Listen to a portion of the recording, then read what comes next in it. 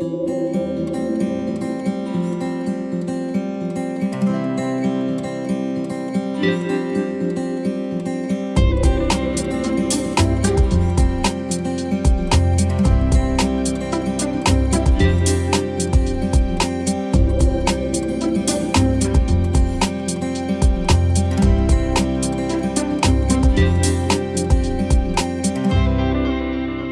siguiente ponencia lleva por título Estudio y cartografía de las praderas de Decimodocea nodosa en la isla de Gran Canaria, a cargo de don Fernando Espino Rodríguez.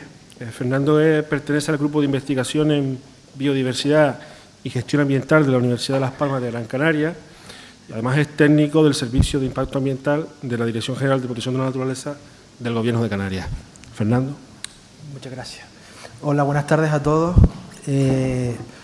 Agradecer en primer lugar a los organizadores del seminario Pelagos por invitarme, en especial al Servicio de Biodiversidad de la Dirección General de Protección de Naturaleza y a don José Carrillo, y también al Cabildo de Gran Canaria por la confianza que depositó en su momento para la ejecución de esta parte del proyecto GESMAR y por habernos dado permiso de alguna manera para divulgar los resultados del proyecto. Bien, voy a tratar de resumirles en 15 minutos y 20 diapositivas el trabajo de 2 años, ¿no? Entonces tengo que ir un poquito rápido, pero espero que al final pues, se hagan una idea de qué es lo que hemos hecho y cuáles son los resultados, ¿no? Bien, el objetivo específico 1 dentro del proyecto era evaluar el estado actual de los recursos marinos y promover el uso de nuevas tecnologías para la conservación y gestión de los mismos.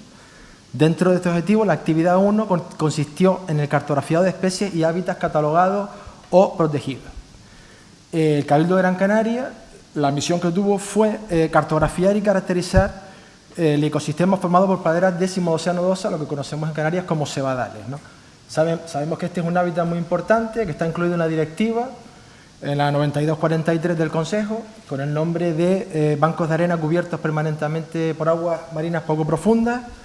Era una especie que estuvo incluida en el catálogo canario, en el catálogo de especies amenazadas de Canarias, con la categoría sensible a la alteración del hábitat, y posteriormente, en el año 2010, con la nueva ley 4/2010, pues cambió de categoría a de interés para los ecosistemas canarios. Y el ámbito de actuación del proyecto fue la isla de Gran Canaria. Para los que no estén familiarizados con el ecosistema, pues bueno, los cebadales están constituidos por unas plantas marinas, unas hierbas marinas que crecen generalmente sobre fondos arenosos o fangosos, en ocasiones también sobre rocosos, y tienen la estructura de una planta superior, o sea, las hojas, que son esas que vemos ahí, y dentro de la arena estaría el rizoma, que son los tallos, y de ahí salen las raíces hacia abajo. Este ecosistema se caracteriza por una alta productividad primaria, ¿no? Para las 70 especies que están descritas en el mundo, la producción varía, lo tienen ahí arriba, entre 0,2 y 20 gramos de carbono por metro cuadrado y día. Esta alta productividad hace que los cebadales exporten materia orgánica a otros ecosistemas, ¿no? Enriquecen los ecosistemas adyacentes y también hay trabajos que reflejan que enriquecen incluso ecosistemas profundos, ¿no? Que están a mayor profundidad. También actúa como secuestradores de carbono. ¿Qué quiere decir esto? Que sobre todo en las especies que tienen una longevidad alta, por ejemplo, la Posidonia oceánica del Mediterráneo, hay clones o individuos que pueden vivir centenares de años, ¿no? Siglos, pues todo el carbono que sintetizan durante la fotosíntesis y dirigen hacia sus rizomas, queda ahí metido y es liberado del agua de mar. ¿De acuerdo? O sea que eso es lo que se llama el secuestro del carbono. Fijan el carbono y lo pueden mantener durante mucho tiempo enterrado en el sustrato. Otra de las funciones que tienen, pues reducen energía de las olas y corrientes, ¿no? Protegen la costa de alguna manera.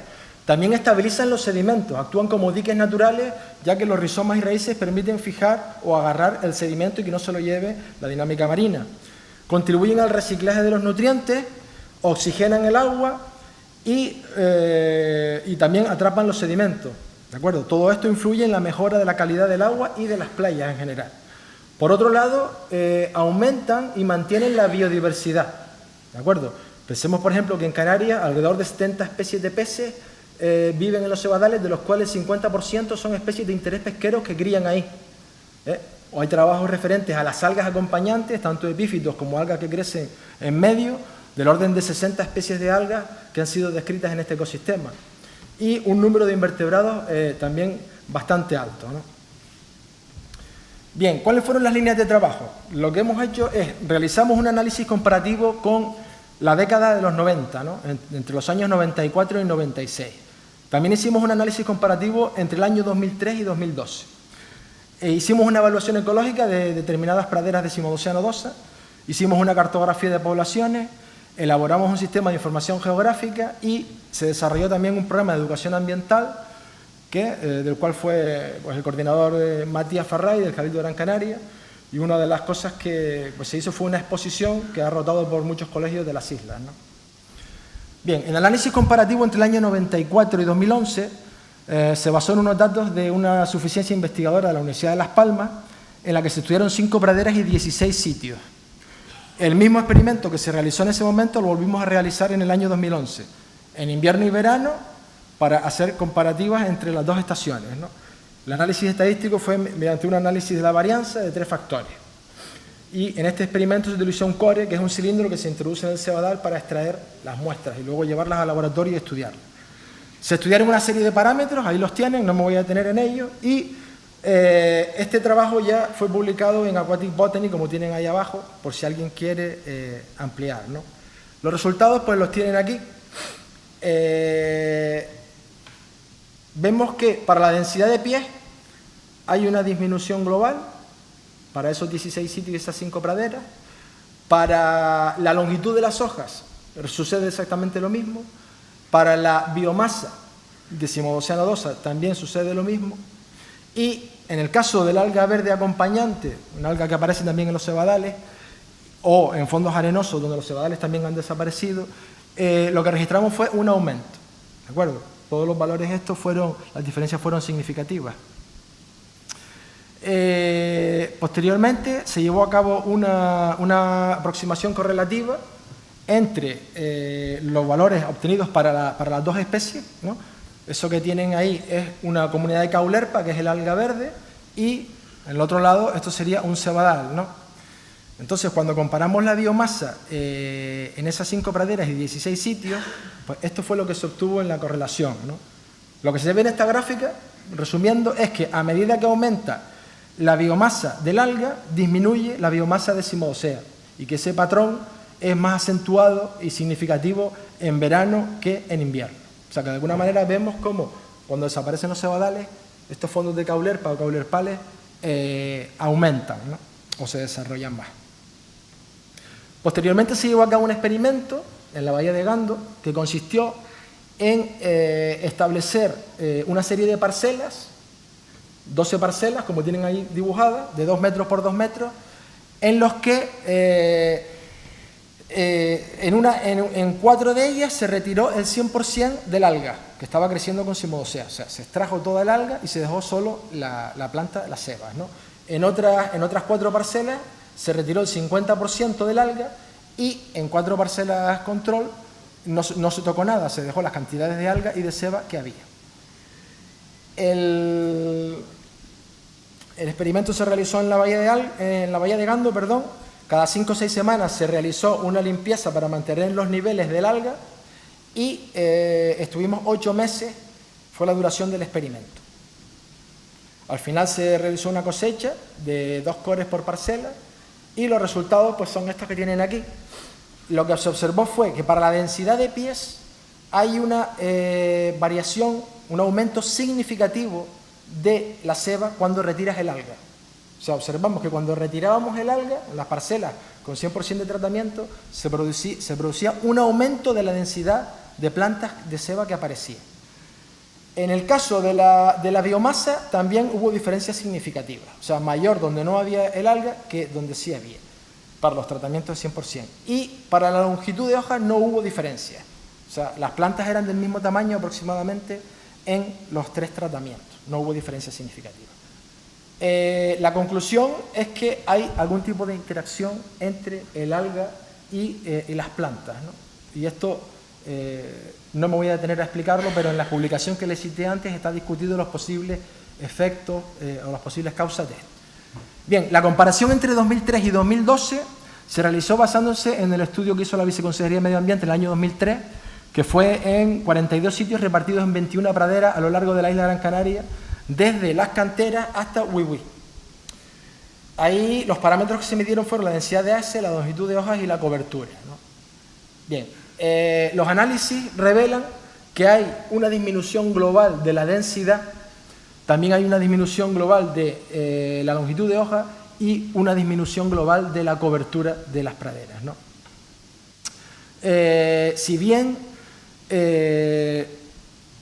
después de esta primer análisis se realizó otro análisis pradera a pradera entre 2003 y 2012 y ahí, bueno, tienen los resultados, ven cómo hay praderas que han sufrido regresiones importantes, ¿no? Son todas estas que tienen 0, por ejemplo, en los valores del año 2012, mientras que hay otras praderas, que luego comentaremos, que más o menos mantienen su estado de conservación adecuado. Por ejemplo, en las canteras, para los 2 sitios muestreados en el año 2003, los valores fueron 0 para los 3 parámetros. O sea, en los puntos que muestreamos había desaparecido, ¿no? Es esta foto que tienen aquí arriba a la derecha. Lo que observamos en los parches de 2003, en el mismo punto que estaba referenciado, es que los parches se habían muerto.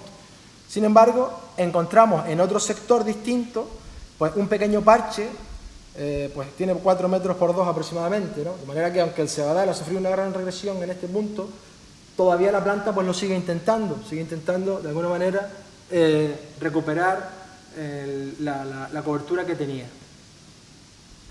Y ejemplo de un cebadal que se mantiene bien, incluso mejora en algunos de sus parámetros, pues el de Santa Águeda, ¿no? En la bahía de la Cementera. Vemos que los valores tanto de densidad como de altura como de cobertura, pues más o menos se mantienen estables. Bueno, la evaluación ecológica fue un estudio que hicimos para ver la importancia que tienen para determinados grupos los cebadales, ¿no? Se seleccionaron 3 praderas, El Cabrón, Risco Verde y Beneguera, y 4 puntos en cada una de esas praderas. Pues ahí lo que se hizo fue en cada uno de esos puntos medir los biométricos de las plantas, los típicos, densidad, altura, número de hojas de cobertura, caracterización de macroalgas y epífitos acompañantes y un estudio de la comunidad de macroinvertebrados y peces, ¿no? Realizamos un total de 288 censos visuales y 144 arrastres con red para evaluar los peces y los invertebrados. Se realizó en el año 2011 con carácter estacional, en febrero, mayo, agosto y noviembre. Los análisis de estos datos los estamos realizando en este momento, ¿no? Un análisis global de la comunidad, pero como ejemplo, para que vean los datos que salen, les he traído el ejemplo de La Vieja, ¿no? Vemos cómo para los censos visuales se capturaron se registraron 644 animales, casi el 80% eran juveniles y un 20% adultos, ¿no? Tenemos datos de densidad, de talla media, valores máximos mínimos de biomasa, densidad por transecto. Para los arrastres capturamos 312 individuos, todos ellos juveniles, y, por ejemplo, nos permitió establecer o deducir una nueva curva de relación talla-peso, ¿no? Cómo crece la vieja desde 1 centímetro hasta 20 centímetros, los primeros estadios de vida. Este trabajito que tienen aquí citado, que ya está enviado al Environmental Biology of Fishes, lo que hemos encontrado es que la vieja que reclutan los cebadales, o sea, cuando las larvas se asientan en los cebadales, la vieja permanece aproximadamente año y medio de su vida en los cebadales y los datos indican a que hay una migración hacia los arrecifes rocosos mediante la combinación de las dos técnicas de muestreo. La cartografía de poblaciones se realizó mediante un método de videoarrastre, en el que se integraba la señal del GPS sobre la imagen grabada por el vídeo. Todo esto se analizó y se realizó una tesina en la Universidad de Las Palmas, Jordi Martínez fue su autor, y aquí tienen algunos de los resultados, ¿no? Este es el cebadal de Arinaga, cómo ha evolucionado desde el 87, 2002, cartografía del Ministerio, 2006, una cartografía que hizo CIMA, y en el 2012 lo que encontramos, ¿no?